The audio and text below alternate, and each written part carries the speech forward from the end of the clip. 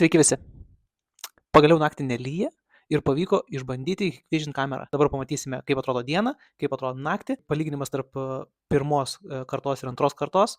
Ir dar tokia funkcija, kur jeigu žmogus įeina į teritoriją, užsidega LED lempa ir pradeda rodyti spalvotą vaizdą.